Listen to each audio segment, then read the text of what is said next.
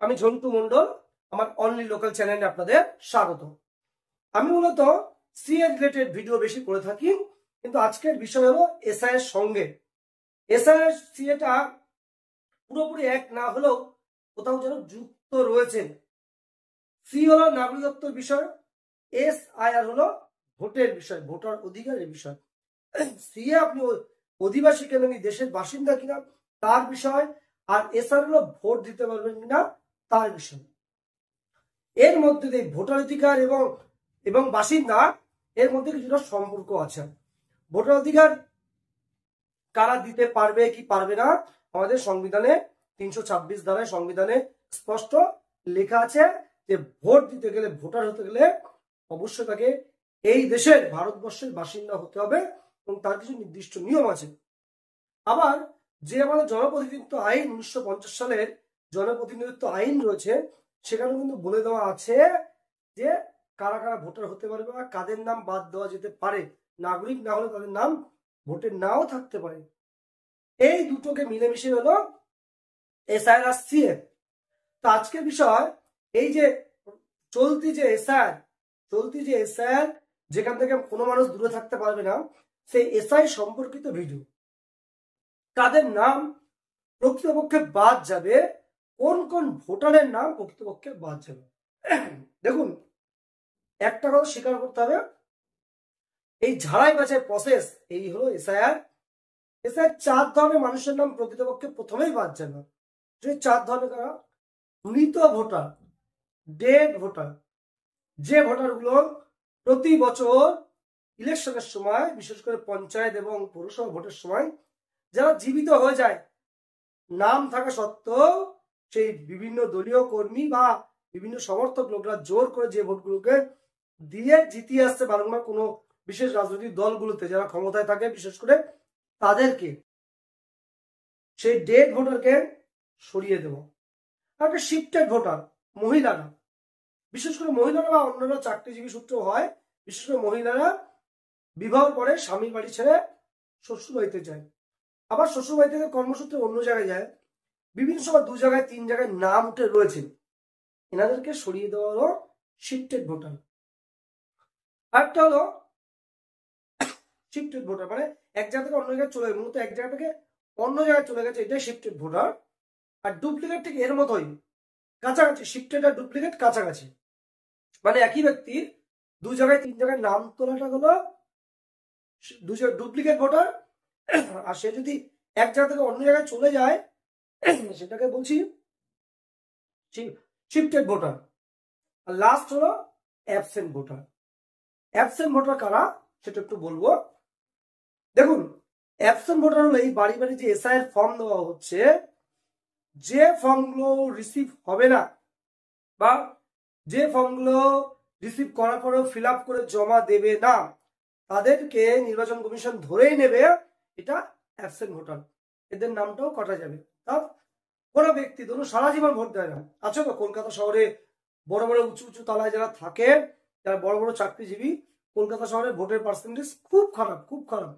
ওনারা কখনো ভোট দিতে আসেন না, মজা নেয়, গরিবের মজা নেয়, ভোটের সময় ঝামেলা হয়, চিৎকার হয়, টিভিতে দেখে মজা পায়।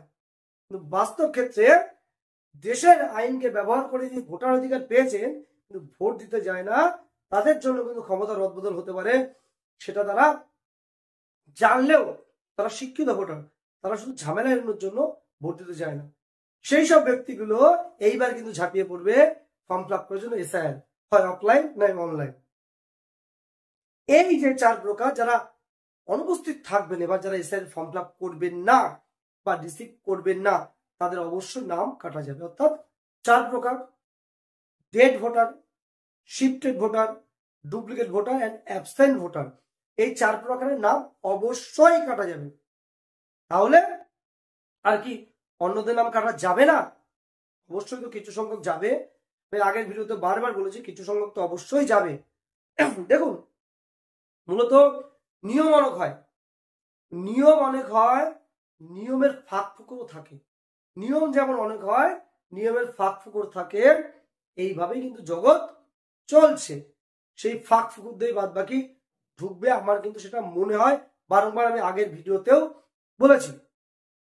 দেখুন, একটা জিনিস যে স্পষ্ট যাদের লিঙ্ক পাওয়া যাবে, যাদের ম্যাপিং এ ম্যাচ হবে, 2002 সালে হয় নিজের আছে বা পিতা মাতার, ঠাকুরদা ঠাকুমা, দিদা দাদু, এই 6 জনের আছে, তাদের কোনো সমস্যা নেই। বাদ বাকি যাদের 2003-এ, 4-এ, 5-এ, 6-এ কিংবা 2002-এ ছিল না, 2000-এ ছিল, 95 ছিল, 96 ছিল, তাদের কি হবে? আমি একটু বলতে পারি তাদের সমস্যা হবে না। যে 13টা লিস্ট দিয়েছে, 11টা পরে বাড়িয়ে 12টা 13টা হচ্ছে, যে 12-13টা লিস্ট দিয়েছে, এই লিস্টের মধ্যে যার যা থাকবে, যে যে ডকুমেন্টস গুলো থাকবে, থাকলে কিন্তু মোটামুটি ধরে রাখার আপনি অনেকটা অ্যালাউ হয়ে গেলেন, অনেকটা পাস করে গেলেন। তাহলে তাহলে যারা বাংলাদেশ থেকে এসছেন, বিশেষ করে বাংলাদেশ থেকে যারা যেসব হিন্দু মানুষেরা যারা এসছেন বা মুসলিমরা এসছেন, তারা তো বহু সংখ্যক পাসপোর্ট তৈরি করে ফেলেছেন ইতিমধ্যে। আমি ঝন্টু মন্ডল, আমারই পাসপোর্ট নেই, কিন্তু বহু বাংলাদেশি যারা বাংলাদেশ থেকে আসে প্রথমেই পাসপোর্ট তৈরি করে। সে কিভাবে তৈরি করে সরকার জানে বা সেই ব্যক্তি জানে, যারা যারা এই কাজটার সঙ্গে যুক্ত তারাই জানে, ওটা নিয়ে বিস্তারিত বলবো না। কিন্তু ধরুন আপনি পাসপোর্ট জমা দিলেন, যে কোনো অপশন চাওয়া হচ্ছে, সেই জন্য আপনি পাসপোর্ট জমা দিলে, ভেরিফিকেশনের জন্য পাসপোর্ট দিলেন। পাসপোর্ট দিলে কিন্তু একটু ব্যাপার আছে। পাসপোর্ট আমি এটুকু বলে রাখি, অলরেডি ইতিমধ্যে নির্বাচন কমিশনার রিজিওনাল পাসপোর্ট অফিসকে চিঠি দিয়ে জানিয়েছে, এই যে এসআই এর জন্য একটা আলাদা ডেস্ক তৈরি হোক, এসআই এর জন্য একটা আলাদা ডেস্ক তৈরি হোক, যেখানে পাসপোর্ট গুলো ভেরিফাই হবে এবং কোন কোন ডকুমেন্টস দিয়ে পাসপোর্ট তৈরি হচ্ছে বা কিভাবে তৈরি হচ্ছে, এটা অথেন্টিক কিনা, এইটা কিন্তু চেক হবে। অর্থাৎ সবকটা ডকুমেন্ট এমনি এমনি নিয়ে নিলে, পাসপোর্ট থাকলেই যে আপনি মুক্তি পাবেন, আমার আজকে মনে হচ্ছে, অন্যভাবে যা বলেছি, আজকে মনে হচ্ছে না পাসপোর্টটা ভেরিফাই হবে। কারণ একটা খবর পাচ্ছি যে নির্বাচন কমিশনার চিঠি দিয়েছে রিজিওনাল পাসপোর্ট অফিসকে, যে একটা স্পেশাল ডেস্ক খোলা হোক, যে ডেস্কে এই যে আমরা যে পাসপোর্ট গুলো পাঠাবো সেগুলো চেক করা হোক। ওনার সব পাসপোর্ট হয়তো পাঠাবে না, যেটা যেটা সন্দেহ মনে হবে নির্বাচন কমিশনের সেটা পাঠাবে, সেটা চেক হতে পারে। তা আপনি পাসপোর্ট দেখে বলতে চাইছেন যে আমি ভারতীয়, সেটা সব ক্ষেত্রে নাও হতে পারে, এইটা কিন্তু একটা সংশয় থাকছে। দেখুন, একটা জিনিস মনে রাখবেন, ধরা খেতেই হবে বিদেশিদের ধরা খেতেই হবে। ভারত সরকার ইতিমধ্যে 2024 সালে 31শে ডিসেম্বর ইমিগ্রেশন অ্যাক্টে ছাড় দিয়েছেন, এটা সত্যি, এটা সত্যি। তারপরে যারা আসছেন তাদের নিস্তার নেই, কিংবা আগে যারা চলে এসেছে, বাংলাদেশেও ভোটার কার্ড রয়েছে, এদেশেও ভোটার কার্ড রয়েছে, বাংলাদেশে পাসপোর্ট নিয়ে ভারতবর্ষে প্রবেশ করেছে, ভোটার হয়েছে, সিএতে অ্যাপ্লাই করেননি বা সিটিজেনশিপ সার্টিফিকেট পাননি, বহু সংখ্যকের খবর শোনা যাচ্ছে। সে হিন্দু হোক মুসলিম হোক, বহু সংখ্যক এসআইআর শুরু হওয়ার আগেই নাম কাটা গেছে। তাদের মূলত কারণ কিন্তু ওই বাংলাদেশ এবং ইন্ডিয়ার এই ভুয়ো ডকুমেন্ট বা ওখান থেকে এসে এখানে সে ডকুমেন্টস তৈরি করা।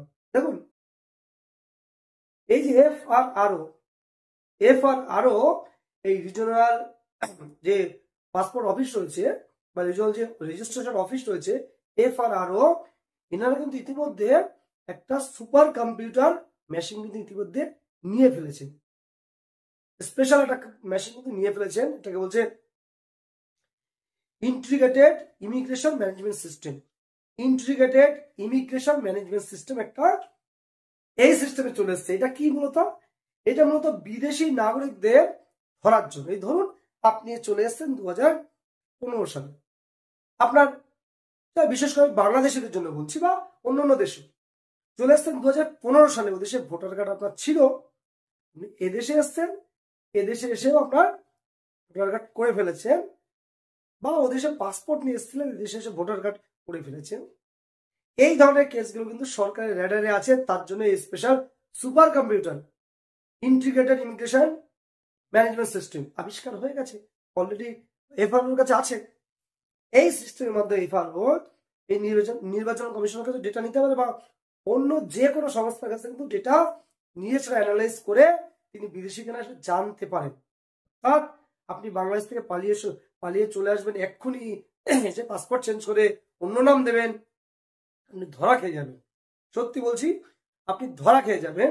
তাহলে উপায় কি? যারা 24 সাল পর্যন্ত এসছে তাদের কথাই বলছি, 25 সালের কথা আমি এখন বলছি না। 24 সাল পর্যন্ত যারা এসছে, যদি এসআইআর আটকে যান, সরকার আপনাদের ছাড় দিয়েছে, সুবিধা দিয়েছে, কিন্তু এক্ষুনি আপনাকে অধিকার দেয়নি নাগরিকত্ব। নাগরিকত্ব পাওয়ার জন্য আপনাকে আবেদন করতে হবে, সেই আবেদনের বেসিসে আপনি পাবেন। এখন ইমিগ্রেশন ছাড় দিয়েছে, এরপরে কিন্তু ছাড় দেওয়া হবে সিটিজেনশিপ অ্যামেন্ডমেন্ট অ্যাক্ট বা সিটিজেনশিপ আইনে, নাগরিকত্ব আইনে ছাড় দেওয়া হবে। তাই বলছি, যারা ওই দেশে ভোটার কার্ড এখনো জ্যান্ত আছে, এই দেশে ভোটার কার্ড জ্যান্ত আছে, তারা কিন্তু অবশ্যই সিএ তে অ্যাপ্লাই করবেন, নইলে কিন্তু আপনি ধরা খেয়ে যাবেন যাবেন যাবেন। এত বড় বৃহৎ ভারতবর্ষ, এই পৃথিবীর অন্যতম শক্তিধর দেশ, সেই দেশের সিস্টেমকে বোকা ভাববেন না, এত সহজ সরল নয়। এখানকার বিজ্ঞানীরা বা এখানকার সিস্টেম সারা পৃথিবীতে চলে। আমেরিকা ভারতবর্ষের বৃহৎ সিস্টেম নিয়ে আমেরিকা চলছে, আমেরিকা নিজে বলিয়ান হলেও এখানে মেধা কিন্তু ভারতবর্ষ থেকে যায়। যে দেশের মেধা বিদেশকে বাঁচায়, সে দেশের মেধা নেই, এটা ভাবার কিন্তু বাংলাদেশি বা পাকিস্তান থেকে যারা আসছেন তাদের ভাবার কোনো প্রয়োজন নেই। এই আপনি ওই দেশ থেকে এসে পাসপোর্ট, আধার কার্ড, প্যান কার্ড সব বানিয়েছেন, গভর্নমেন্ট জানে বলে ওই যে সিটিজেনশিপ সার্টিফিকেট অ্যাপ্লাই করার সময় আপনি কোন কোন প্রফেশনে থাকেন, কোন কোন ডকুমেন্টস থাকতে পারে, তার শিডিউল বিতে দিয়ে দিয়েছে। তো এই ধরনের মানুষ যারা সদ্য যাতায়াত করছেন বা সদ্য এসেছেন আর ফিরছেন না, তাদের কপালে কিন্তু দুঃখ আছে, এটুকু বললাম। কারণ ওই যে এই integrated management system, immigration integrated immigration management system যেটা করেছে, ওটা সুপার কম্পিউটার আছে, ওরা কিন্তু ধরা খেতে পারেন। তাহলে এই 4 প্রকার ছাড়াও এই ধরনের মানুষগুলো ধরা খেয়ে যাবেন। এবং আমি নিশ্চিত যারা 25 সালে বহু ব্যক্তি আছে, বিভিন্ন জায়গায় খবর পাচ্ছি, হয়তো আগে ডকুমেন্টস তৈরি করা ছিল, 25 সালে পাসপোর্ট নিয়ে পালিয়ে চলে এসছে, তারা সিএ তে অ্যাপ্লাই করেছে, তাদের নিস্তার নেই। আমার মনে হয় তারা কিন্তু আজ না হোক কাল ধরা খাবে। ভবিষ্যতে তাদের জন্য কি হবে এটা কিন্তু আমারও ঠিক জানা নেই, তবে ভালো কিছু হবে না আমার মনে হয়। সরকার এক্ষুনি 24 সালকে বাড়িয়ে যে 34 করবে এমন ভাবার কোনো দরকার নেই। 24 সাল পর্যন্ত ছাড় দিচ্ছে, মানে সর্বোচ্চ ছাড় দেওয়া হচ্ছে। 24 থেকে ছাড়িয়ে 24-এর পরেও যারা দলে দলে আসছে, তাদের যে সরকার নাগরিকত্ব এক্ষুনি দেবে, সেই হিন্দু হোক আর মুসলিম হোক, সে আশা সহজে করবেন না। কারণ নাগরিকত্ব এত সহজ জিনিস নয়। নাগরিকত্ব করতে গেলে, এই সার্টিফিকেট পেতে গেলে কিছু নির্দিষ্ট ক্রাইটেরিয়া আছে, নির্দিষ্ট সিস্টেমে অ্যাপ্লাই করতে হবে। আপনি চাইলেই ওই দেশে একটা ডকুমেন্টস আর এই দেশে একটা ডকুমেন্টস দিয়ে দিলাম, অ্যাপ্লাই করে দিলাম, হয়ে গেল, ব্যাপারটা এমন নয়। যারা করছেন না, কোনো একটা ডকুমেন্টস দিয়ে আপলোড করে দিচ্ছেন, কোনোভাবে করে দিচ্ছেন, তারা যখন হিয়ারিং এ যাচ্ছেন তাদের ক্যান্সেল হচ্ছেন।